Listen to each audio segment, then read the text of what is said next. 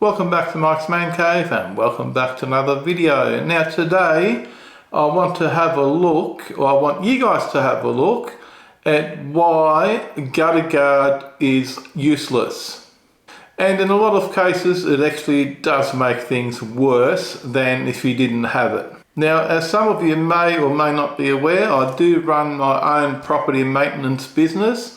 And as part of that business, sometimes we get called out to clear out gutters, and sometimes we get called out maybe for blocked downpipes and guttering and all that sort of stuff. And from past experience, I find that probably, 7 out of 10 times when there's blocked guttering or clogged guttering, it has gutter guard installed. I think the reason for that might be because the gutter guard stops the water flushing out the guttering. So rather than each time it rains, all the water coming down and clearing all your guttering with a high rate of flow of water and flushing everything out of your guttering, what happens is the water runs down and it hasn't got that flushing effect. It still flushes down all the dirt and silt and stuff that builds up, but it hasn't got the power capacity to wash it away because the gutter guard stops that high flow of water.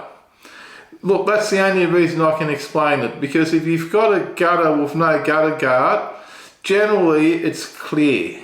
Like it rains and it gets clear, like the actual rainwater flushes your gutters clean, unless there's like a really excessive amount of trees around or other stuff that builds up in your gutter. You don't actually need gutter guard.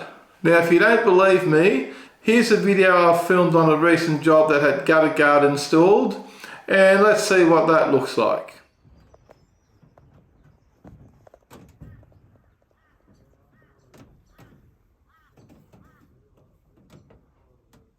This is what you find underneath the gutter guard.